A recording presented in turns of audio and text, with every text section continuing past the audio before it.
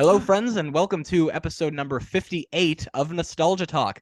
I'm James, and before I introduce the guest, I have something serious that I want to discuss. For those of you who are wondering, at the start of the video, that little dedication there, recently one of my really good friends from elementary school passed away. I haven't really seen him since the beginning of junior high. He moved. But he was never he moved before I was old enough to have a phone or social media, but he always stayed in my memory.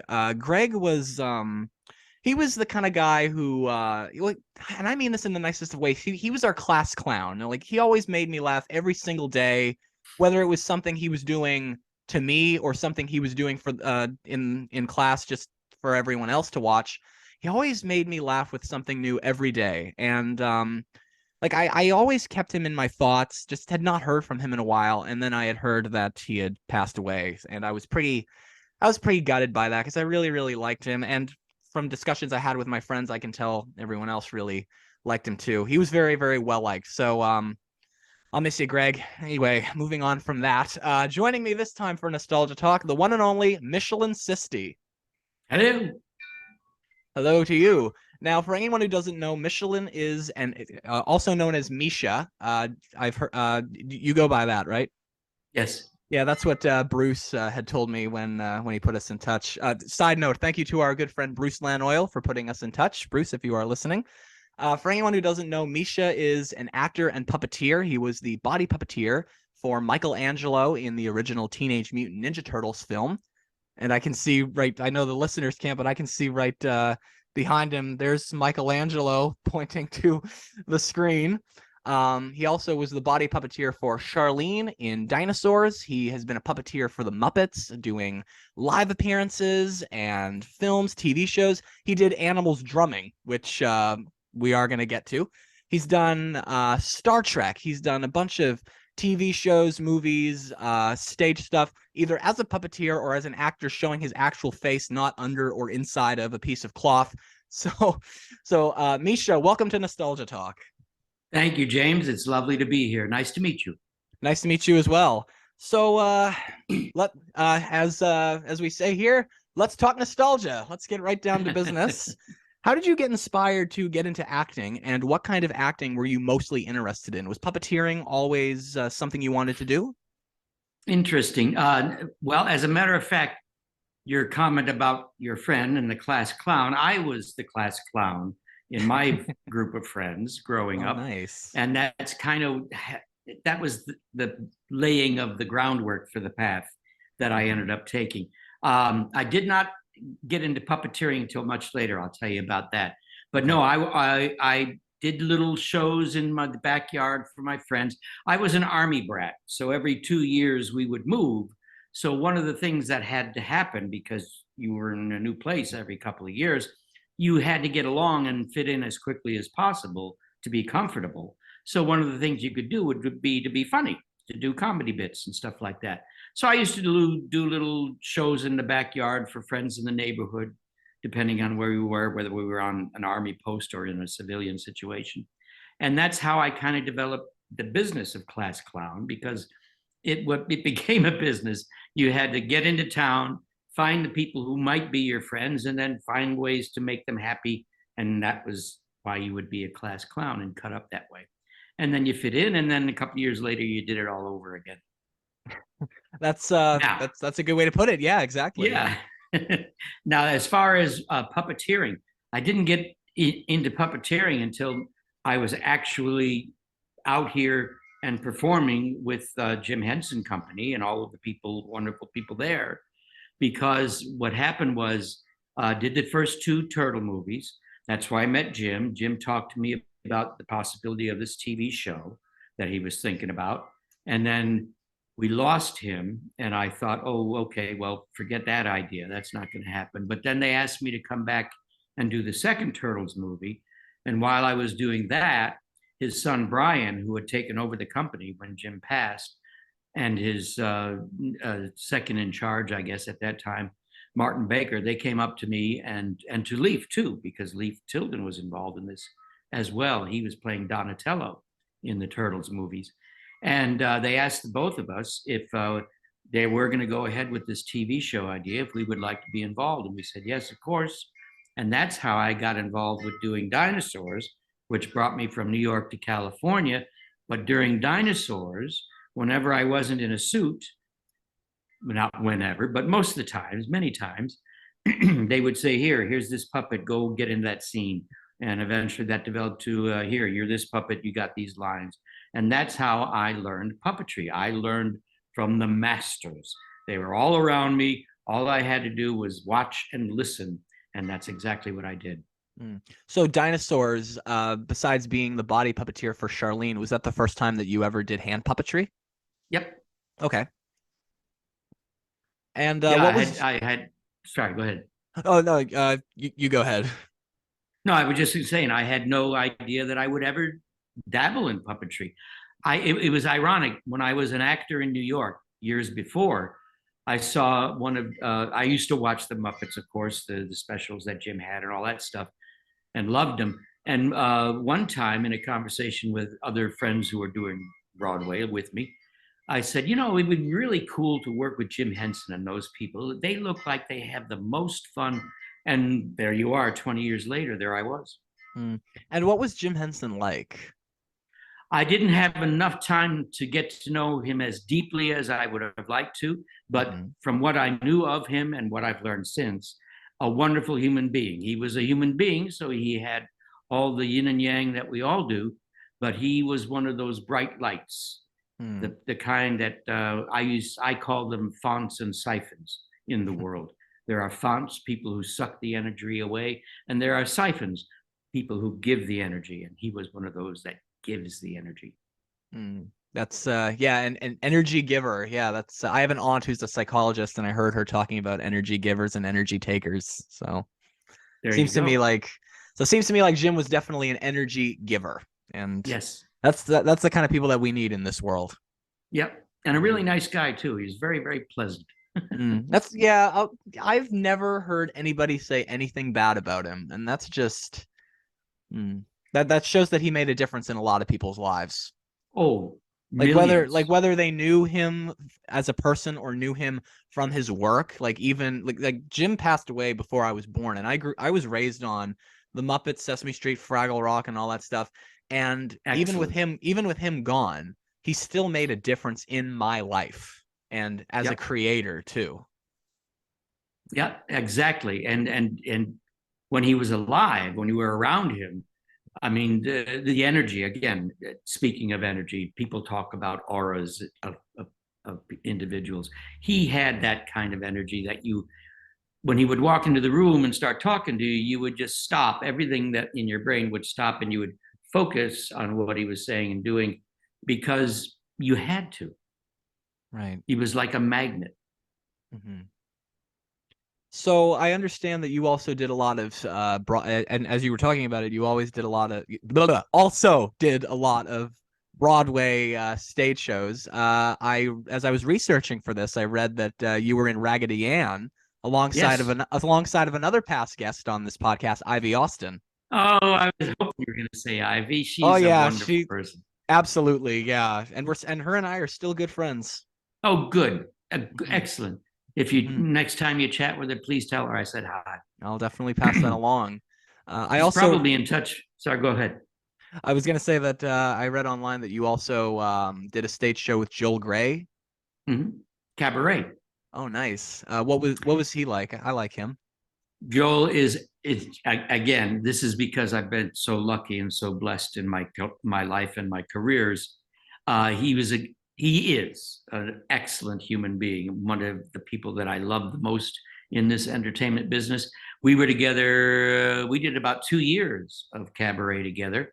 I was his understudy, and I was also, when I wasn't on for him, I had another part in the show that I did whenever I wasn't doing the MC.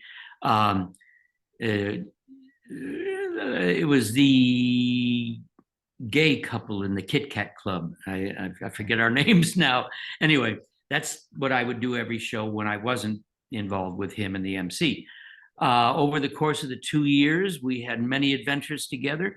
Every time when we were on tour before getting into Broadway, coming back to New York, we would whatever city we were in, we would go to art galleries together because he was a big fan of the art galleries as well as I. So that we found as a common interest, and many others. Cool. So when you did Raggedy Ann, did you also get to know Joe Raposo? Yes, Okay. yes. And for any of the listeners Joe, who don't know, Joe Raposo for like 20 years was the music director for Sesame Street. He did the theme song, C is for Cookie, Doing the Pigeon, Abkadefka, or whatever the hell that is, Abkadefki, Jekyllman up, Stu Rixes. It's the most anyway, that was Joe Raposo. What else? Being Green, The Batty Bat. A lot of the classic songs from Sesame Street. Joe Raposo, Jeff Moss, and of course this podcast good friend Chris Surf. What was Joe Raposo like? oh, a really nice guy. I only knew him for the duration of Raggedy Ann. Right. Raggedy Ann was originally mounted at a SEPA in Albany, New York, and they had I think they actually went to Russia and performed there with that version of the show. I had gone up there as a guest artist to perform in Once Upon a Mattress. They liked me and liked my work, and therefore they asked me to get involved with Raggedy Ann, which was coming up again right after that, or shortly after that, after Mattress, to become a Broadway show. So that's how I got involved. So I knew Joe from the time that I got involved with the rehearsals. We did actually rehearse in Albany for a couple of weeks before coming back down to New York. No, going to the Kennedy Center. So I knew him for those maybe 4 weeks of rehearsals. That was a very intense period. Then we had the time at the Kennedy Center, which I think was a month or so, where we were continuing to work on the show. So he was there working with us too. And then once we opened on Broadway, of course, they freeze the show. So you can't change the show once you have your official opening night. You're not supposed to, but anyway, that's sometimes they do. But I went to a Broadway production of The Lion King, and it was after Frozen had come out, and so one of the characters in The Lion King, like in between, like just right before the second half, just randomly started doing "Let It Go." Yeah. See, now that kind of thing you're not supposed to be able to do that kind of thing. Although ad libs do happen on the stage in a live performance. Yeah. Oh, that yeah. does happen. Yep. So I knew Joe intensely for that period. And then after we opened, of course, there was no reason for him to be around with us because the show was frozen. And so I didn't see him after that. And then shortly after, the show closed. Right. But there's a group of folks now, just to tie up the Raggedy Ann, who are trying to revive the show. They have written a revised version of the script, which they have sent to me, which is very nice. I like what they've done with it. They've made a lot more sense of the doll characters, I think, in my opinion. And hopefully there'll be a chance for other people to see this production in a different form, of course. Are you going to be involved in it? Oh, no. Maybe I certainly would love to come to the opening, and then I would love to advise if necessary, if asked. So with the Ninja Turtle movies, you just did the first two, right? Yep. Okay. What was that like? Oh, changed my life. Okay. Yeah, because that was like your first puppeteering experience. So obviously you would have had to even as a body puppeteer, you're still, puppeteering. So, that would have been a lot to take in. It was. And of course, we did not approach the three actors who were from New York were Josh Pais, Leif Tilden, and myself. Dave Foreman, who was the first, was Donatello or Leonardo in the first show. He was from England. He was a stunt actor in England. So the three of us came out of New York, and we did not have any connection with puppeteering in any way, shape, or form. Didn't even consider it in our own. No, it wasn't a part of our world at all at that time. What we came later to find out that when you're inside of a suit and creating a character, you are also a puppeteer. We approached it as actors because they were auditions in New York, like any other audition we've had as actors, the three of us. And so we didn't even understand the concept of being a body puppeteer until we were actually doing it. Right. And then you did as I said in the intro, the body of Charlene in Dinosaurs. Now, And did you Sid Turtlepuss. Oh yeah, that's right. Now, did you actually get to know Sally Struthers? Oh yeah, we met a number of times. Okay. I love her. She was the voice of Charlene, of course, and I was also doing other ADR, that's audio replacement, after the fact. So I would meet her at the recording studio where they did the ADR. So we met a number of times, and of course, she came to a couple of functions that the producers put on too. And of course, Bruce was doing the face, and he talked a little bit about getting to know Sally when he came on here as well. So yeah, that's why I brought that up. But that was, Dinosaurs. I'm only just recently, I recently got into it when it got added to Disney Plus. I had never watched it before. I love how goofy it is. I'm very proud of that show. We did a lot of very interesting. It was a lot of hard work, but really interesting. We took on topics that weren't necessarily safe at the time. Oh yeah, people were much more uptight about things, and to our credit, the producers and the writers, and we had a great bunch of folks. They weren't shy about taking on topics like sexual harassment and stuff like that. Yeah, a lot of sitcoms at that time, like I'm a fan of Fresh Prince of Bel-Air, Full House, Sister Sister, stuff like that. And a lot of those shows were taking on really, really serious stuff, especially Full House and the Fresh Prince. Like Full House, they did teen drinking, they did peer pressure. Fresh Prince of Bel-Air, they did trauma, they did drug use, so that just, and a lot of sitcoms now are still doing this kind of a thing. I recently watched an episode of a show that tackled police brutality, and the Fresh Prince of Bel-Air made an episode about that too. And I remember thinking to myself when I was watching the show that I was watching that had a new episode about police brutality, I was like, it's nice to see that TV shows are still doing stuff like this, because definitely, because the thing is, like, younger people are going to watch these things, and as who knows who's watching it? It could happen to them one day. Exactly. And that's how they approach the scripts for our show too. Yeah, they did a good job at it. So with Dinosaurs, when you were inside of the body, because I know that Bruce was off camera operating the face. Did you actually, like, how weird is that to, like, see? Do you actually get to, like, see all of the mechanisms working inside of the body? In certain conditions, light conditions, you can see the motors and such, but most of the time you just hear them. Okay. They're always there. When they made the transition between the first Turtles movie and the second Turtles movie, the Creature Shop took all of the servos that were on our backs in the first movie and attached with bicycle cables to make the mechanisms move. And they put all of the motors, smaller motors, of course, into the head. And there was only a couple of items in the battery and the computer on our backpacks in the second show. So all of the motors were in your head, and they were always making noise all the time. And of course, when dialogue was being delivered and the mechanism was working, then it was a lot of noise.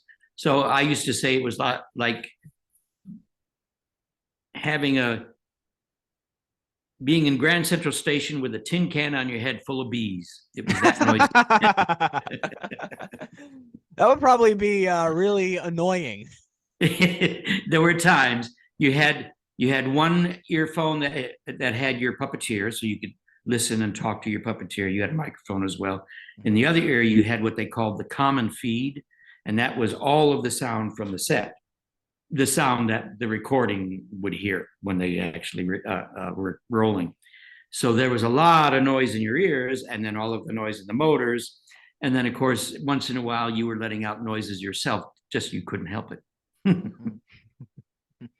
And I also read online that you were offered the role of Barkley on Sesame Street.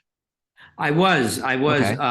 I couldn't come back. I wanted to, because I wanted to come back to New York too, and I still have friends there that I visit. But because of our schedule out here with Henson's, and it may have involved Dinosaurs, although that might have been after Dinosaurs. But whatever projects we were doing out here, I couldn't break away. But I was very happy that I was able to turn them on to a dear friend of mine back in New York, Bruce, who they hired him and he ended up doing Barkley. Mm-hmm. And for any of the listeners who don't know, not the same Bruce we've been talking about all this time, not Bruce Lanoil, another person by the name of Bruce Connolly. Yes. And he's been doing Barkley on Sesame Street for I haven't seen Barkley on Sesame Street in a very long time, but he's been doing, basically he's been with Sesame Street for the last 25 years, I want to say, doing Barkley. Yeah, easy. Yeah, we talked about that. I was in touch with him a while back, and he said they don't write Barkley in much anymore, but he's still listed, which is great. Yeah. Another thing that you do with the Muppets, besides like background characters and various hand puppets, is animals drumming, which I think is really, really interesting. How does that work exactly? Like, does it have to work a certain way to make it look like he's actually drumming? Yes. Okay. It stemmed from, it was Bill Beretta's idea. Okay. You know who Bill is, of course. Oh, yep. I'm sure you're okay. Bill's funny. I've talked to him a couple of times. Good. Yeah, I like Bill. He was involved. Jimmy Kimmel this was a time when he was having co-hosts for a week on his nightly show. And Kermit was going to be the co-host for a week. And Bill called me up and said, we're going to have the first night, we're going to have Animal sit in with the band on his little drum set. Would you come and do the drumming? And I went, oh, okay. So this was a ridiculous situation. There was about a 2-foot high wall that masked the feet of the musicians. And we were lying behind that wall. The Animals drum set was set up there, so you could see it just above the wall. We were lying on the ground behind it. Billy was hand up in Animal, and I had, at that time, I don't even know how we did it physically, but I was lying on the floor too, drumming with the rotted sticks like this. And that's how it started. We did it 1 or 2 nights on that week when Kermit was co-hosting. And the next time that Animal and Electric Mayhem was going to be featured in a piece, and he was going to be drumming, Bill called up and said, "Hey, you think we did on Kimmel? We're gonna do that again, and we'll see how that goes." So ever since then, whenever, I should qualify that and say, anything that was shot out here, that they didn't send me to, they've asked me to be his drumming hands. And over the years, I have been, with their permission, of course, been able to expand it, because my feeling was, being a musician and a drummer in another life. I was going to ask you that, if you can actually play the drums. Yeah, I was a drummer. I started in music before all the theater stuff happened. I'll tell you about that. But I wanted Animal to be the best drummer he could be. And so I started approaching it as a musician and playing everything that I could as precisely as I could. So in the end, this is the physical setup. Animal and drums are up there. Now, of course, it's Eric who does Animal. So he's usually the one 9 times out of 10 hand up behind me here. So he's doing Animal up here behind me. And I have long rods that I have created, special rods with the sticks at the end of the rods, and they're up, and I'm playing on the drums up there. So I'm looking up here and looking at my monitor, which is a little one that's right in the bass drum, right in front of me. And then Eric is behind me looking at a monitor down on his left side. And that's how we perform Animal drumming. Wow, and it really does look very, very realistic. Thank you. I've noticed a lot in like newer Muppet stuff, because like in the old Muppet Show, like when it was the Electric Mayhem, like you just have, like for Floyd and Janice, for example, the hand that was on the neck of the guitar wouldn't even move on the frets. They do now, I've noticed.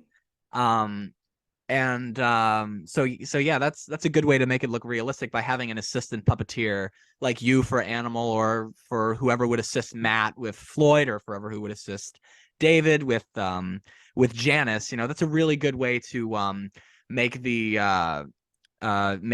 musical performance look very realistic, and especially for the live stage shows that you guys did in LA and London.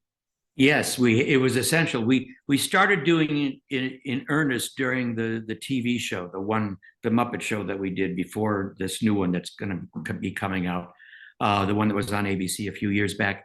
And right. because the band was featured so many times, and I even had drum offs during the course of that show with other drummers, they wanted it to look as real as possible. So that's why we started having people with moving the hands on the frets and people doing other things so that it looked much more realistic. And in a little way, I was kind of influential in that. And they liked what was happening with Animal being more realistic. And they kind of said, okay, somebody said at any rate, let's do that with the other characters too. Paul Rudolph. I'm sure they've done it beforehand. Paul Rudolph was saying that he was there when Animal did his little drum battle with Dave Grohl, and he pointed out that it was interesting to watch you and Eric work with Animal. Thank you. Yeah, it's fun working with Eric. We have a good time. Mm-hmm. And you're doing the series that's coming out soon?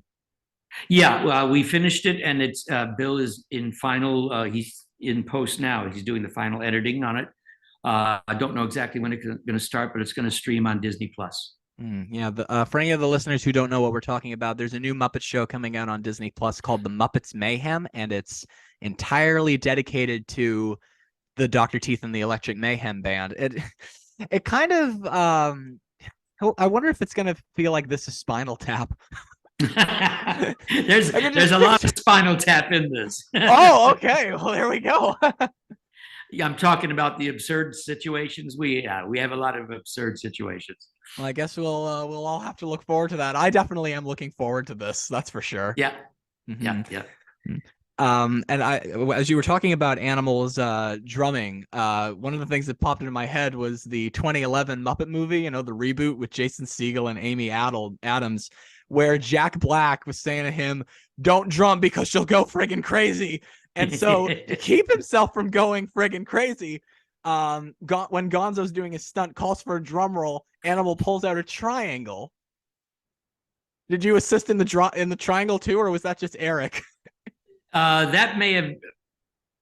I don't remember. Okay. I don't remember the triangle, so that means I probably didn't do it. Okay. Another Muppet project that you did is the Muppets' appearance on the TV show Good Luck Charlie. I'm a Disney Channel kid, like big time. Disney Channel and Nickelodeon. It's actually what inspired me to want to get into the film industry, because back in the 2010s when I was a teenager, like I was watching all of these shows on Disney Channel and Nickelodeon. And then I actually made a trip out to LA for the D23 Expo a couple of years ago. And the Muppets were there promoting the ABC show. And also there was a lot of stars from all these Disney Channel shows that I was watching. And like, I'm waving to them as I walk by them. They were usually on their way to events, so I didn't have a lot of time to talk to them. And if I did, I probably would have been arrested for annoying them. But yeah, every night when we would come home from the events at the expo, I'd watch like new episodes of these shows. And when I came home, I was 16. When I came home back to Nova Scotia, I started watching them more and more and realizing, you know what, I can relate to this. And then I realized I want to write for this kind of a thing. And now film is what I do. There you are. Mm-hmm. Yeah, I've worked on a couple of shows. I actually just wrapped one up right before Christmas. So congratulations. Thank you. But yeah, you did Good Luck Charlie, not only doing Animals drumming, I would assume, and but also doing the circle gurgle. That's right. I forgot about that. Well, yes, let me explain what that means for the listeners. So Good Luck Charlie, if you don't know what we're talking about, and if you think that I'm friggin' crazy just by saying circle gurgle, I know that sounds kind of weird. Sounds like it could be a rapper name, but it does. It does, yeah. Yo, I'm Circle Gurgle and I'm here to tell, can't touch us. Dun-na-na-na. We could totally be a rap duo. There you go. Yeah. M and J, Misha and James. And we have a brand new mixtape coming out. No, we don't. But anyway, so with Good Luck Charlie, a lot of you listeners probably remember this show. It was if you don't watch it, it's on Disney Plus. But the title character, Charlie, who for the first two seasons was the youngest character on the show out of the main family, she was really into this TV show / singing group called the Gurgles, which is like a parody of the Wiggles. And very similar to the Wiggles, the Wiggles had like solid colored shirts. The Gurgles were solid colored shapes. So not only teaching colors and identification, but shapes and identification. And in one episode, they there was one episode where their house was destroyed because the dad is an exterminator and brought termites that multiplied too quickly and ate through their house. So they were like, so the construction supervisor was saying, well, you got two options here: rebuild it, or because of how screwed up the place looks, you can make a dream house. And some of them weren't opposed to the idea. Others were, including Charlie. And she picks up her doll of the Circle Gurgle and says, what do you think? We don't want to go. And then her imagination shows the Circle Gurgle talking to her. And that was Misha doing the Circle Gurgle. Yes, it was. I was stuck inside a fake cardboard box in her room, a toy box. I was wondering how that works, because it looks like he's sitting on it. They had set up next to her little bed, they had set up a toy box, and Circle was kind of on top of the toy box. So I was behind the toy box with my hand up through a hole, kind of doing this again with another little monitor down here where I was looking to see. That's how I did Circle. Okay. Was it uncomfortable? Yes. I can imagine. But it was short, so it was okay. I've been in many other situations that were uncomfortable that were not short, so it was not that bad. I know what it's like. On the first show I ever worked on, they actually needed a puppet assist, and they knew I had experience in puppetry, so I offered to be the puppet assist, and then they actually gave me the puppet to wiggle in background shots. And it was hard putting my arm up, but lucky for me, I didn't have any lines, so I just switched arms every 5 minutes. That makes it a lot better.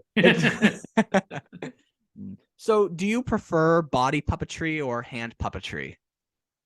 I like them both for different reasons. Okay. They're different challenges. The body puppetry was very comfortable for me because it was my instrument as an actor was what I used as a body puppeteer. So that was a very easy and understandable transition. The hand puppetry, I had to learn technique. And so that was a different ball game. Once I had developed that, or along with it as I developed it, I got better, more comfortable. So I enjoyed that more and more too. Okay. So moving on a little bit from like the Muppets franchise, you also did a lot of Creature Shop films as well, which is really amazing. The way that that's done to make if it's an animal, like an anthropomorphic animal, to make it look real, like the way that it's done by the Creature Shop is simply so amazing. And yeah, they are remarkable people. They really are. Yeah. And one of my very favorite Creature Shop films from my childhood that you were in is The Country Bears. Yes. My family loves that movie. Thank you. It's hilarious. It's so funny. It has moments. That was a tough show. Woo, boy. Because we were doing a lot of location shooting, and the folks who were in the suits. I was on the control system at that point for that project, and I was also the head puppeteer. But the people in the suits, we did a lot of Disney. I don't know if they call it the Disney Ranch anymore, but where Country Bear Hall was built out there in the summer in the heat. And there were some difficult days, especially for John Alexander, who was in the big. I said he was wearing a little cottage. He went around wearing a small cottage, is how he did his job on that show. But yeah, that was a tough show to shoot, but fun. And of course, we discovered Misty Rosas, with that show, and she was a mainstay, still is, for the Henson Company. Nice. Yeah. What was the movie George of the Jungle like? Oh, that was a ton of fun. That's where we met Fraser, Mhm. Brendan. Uh, he was a lot of fun. Mm. That was interesting because of the live animals that we got to interact with, including a live lion, which laid down on my feet at one point. Holy a live lion? A live lion, yeah. Good We were God. we were going to be shooting the sequence where George is fighting the lion, and so for the close-ups, we had the creature shop again had created the front part of a lion's head from shoulders up, and we were puppeteering that in the close-ups, but there was going to be one shot where the live lion was going to be coming through the set. So in order to get the live lion comfortable with us, we had to meet him beforehand. I forget his name now. It was just a simple name like Fred or something like that. But so the handler had us, it was me and maybe two other of the puppeteers who were going to be involved in that shot. And he had us stand there in a line, and he brought Fred, for lack of else, it's Fred. He brought him out. He said, don't move fast. Don't say anything. Just let Fred come to you. So we stood there, and he brought him out, and he walked him past us and walked him past us again. And then he just came up and stopped. And the handler was still behind him. Fred was there. And then and Fred looked up, and he laid down on my feet. Were you nervous? I was very nervous. I would be too. He said, don't move, don't do anything. So I'm sitting there going, oh my goodness gracious. And he said, oh, he likes you. And that's how I met the lion. I probably, oh God, I would have been so weirded out. God. Mm-hmm. Yeah, I could feel him breathing on my legs. It was so strange. But then afterwards, I thought, yeah, that was pretty cool. Mm-hmm. And a side note, by the way, Brendan Fraser, if you're listening to this, since we're discussing a movie you're starting, congratulations on your Oscar win. Yep. Well deserved. Very well deserved. I'm sure Bruce told you about the shout out that Brendan gave him. On I think it was The View. Yeah, something like that. Yeah. I saw that Bruce posted it to Facebook. I left a comment like, "Oh, so proud. This is just a really proud friend moment right now." Yeah, exactly. Somebody famous like Brendan Fraser. Yeah, that was pretty cool. That was very cool. Mm-hmm. So, what was the movie Cats and Dogs like? Oh, we did Cats and Dogs 2. Both of them up in Vancouver, so they were absolutely one of the best experiences in all of my career in film and television. We love Vancouver, all of us who were up there working. That was mostly, that was the creature build, but Dave Barkley was the lead puppeteer on both shows, and his brilliance is what made that show happen. He created the animatronics for the lead character, Tinkles the cat. Mm-hmm. And it was just, you've seen the movie. It was just brilliant stuff that he enabled us to do. And we had a really strong team of puppeteers working on that show. So not only Tinkles, but all of the other dog characters that we had puppeteer versions of. They were all very solid. Yeah, that was fun. And then the second one, which was, I'm trying to think if that was also Creature Shop. It must have been too. It was a continuation, and Tinkles was in fact in that too, but there was a lot of different animatronic characters in that one. That was fun too. We loved being up there because it was so wonderful being in Vancouver, A, and B, we were having a great time as a group, as a team. Mm. Yeah, nothing wrong with filming up here in Canada. Nope. Still got great friends up there, Gord Robertson, people like that. Yep, Gord also is a friend of this podcast as well. I've talked to him. Excellent. And when you were talking about working with a live lion, I remembered what he was telling me about working with live animals on Zaboomafoo. Yes, I've heard a few tales too. Did he ever tell you about where they were working with a bear and they couldn't find him and they were like, "Oh crap, bear got out"? No, did they find him? I think so, yeah. I guess they would have had to because he was going to be in the show. Oh yeah, yeah. Eventually, you got to track him down or get his double. So let's wrap it up with a fan question. When I announced the show on Facebook, link in the description, facebook.com/nostalgia talk YouTube. You listeners know where to go. When I announced this on Facebook, I asked listeners if you guys got any questions, just send them in. And I got one that actually really, really made me laugh. This one comes from Anthony Thompson, and he wants to know, how was it for you getting your own song to sing for the Muppets sing-along video, Things That Fly? That was my reaction when I read the question. Yeah. Thank you, Anthony. That's very nice of you. And that's an obscure reference, I got to say. I appreciate that. Hey, I mean, the show's called Nostalgia Talk for a reason. There you are. This fits right in. Yeah. Because of my background being a song and dance guy from Broadway, we shot that series. It was Things with Wheels. I think that was that version. Or okay. Things That Fly, of course. It was Things That Fly. We had done a couple of versions. And in Things That Fly, I puppeteered a character that was hang gliding. And that was the song that he sang while hang gliding. Were you actually hand gliding? No. We were. I was going to say. Well, you know, we attached a small puppet-sized hang glider to him, but we just made like we were doing things. We didn't actually fly, thank God. I remember Bruce talking about doing Lindy in one of those videos on a roller coaster that went upside down. It's probably a very, I don't want to say risky, but probably very nerve-wracking. Yeah, Bruce didn't do well with roller coasters or sailing boats, as we came to find out later. Motion. That I didn't know. At that point. Yeah. Bruce, I'm sorry for embarrassing you. No, I'm not. Well, that's Misha, that's all I've got. Is there anything that you want to say to finish? No, James, I really enjoyed this. I'm glad that Bruce introduced us, and I wish you the best of luck.